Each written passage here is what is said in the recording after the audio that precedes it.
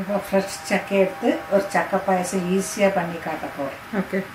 அதுக்கு நீங்கள் எத்தனை வேணுமோ அரிசி எடுத்துவோங்க. ஒரு கிளாஸாக எந்த கிளாஸுக்கு எடுக்கிறதோ அந்த கிளாஸுக்கு 1.5 கிளாஸ் வெல்லம் எடுத்து கரைச்சி இப்படி வச்சுவோங்க. ஓகே. അരിച്ച് വെച്ചിട്ടുണ്ട്. അരിച്ച് വെച്ചിട്ടുണ്ടേക്ക് അരിച്ച് ഒരു ഗ്ലാസ് ചാദം 1.5 ഗ്ലാസ് വെല്ലം. ഓക്കെ. ചാദം കുക്കറിൽ ഇത് ഏത് റൈസ് ആക്കുന്നത്? ഇത് வந்து நாங்க போட்டது ജീരക மசாலா போட்டுருக்கோம்.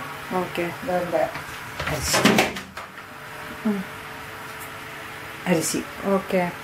அதுக்கு சக்கப்பழம் கொஞ்சம் நறுக்கி வச்சுருக்கணும். நம்மள்கிட்ட எப்படி நம்ம ஆட்டம் நிறைய இருக்கா நிறைய நறுக்கலாம். இல்லைன்னா இந்த மாதிரி நறுக்கி வச்சுருவோம் சக்கப்பழத்தை. ஓகே. சின்ன சின்னதாக நல்ல பழுத்த சக்கப்பழம். பழுத்த சக்கப்பழம் பலாப்பழம். இது வந்து மூத்தாச்சி. இப்போ நான் அந்த சாத்து மூத்தாச்சி மீன்ஸ் ஒரு இது பாகம், அது ஒரு கம்பி பாகம். அதில் இந்த சாத்தை போடுறேன். வேகமாயோடு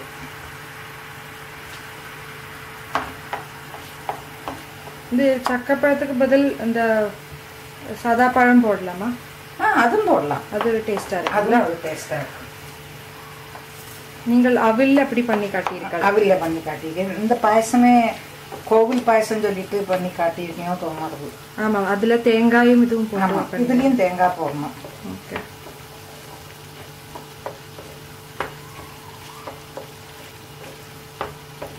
இது நல்லா தவச்சுன்னு இருக்கிறப்ப இங்க சக்கப்பழத்தை போட்டுவோங்க.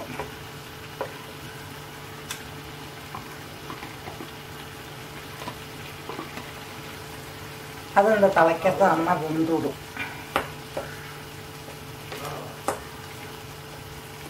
ஓகே. ஆனால் ரொம்ப டேஸ்ட்டாக இருக்குது, ஃப்ரெஷ்ஷாக இருக்கிறது. சக்கையோட வாசனைக்கு அந்த டேஸ்ட்டே வேற மாதிரி நல்லா இருக்கும். அம்மா இருக்கும்.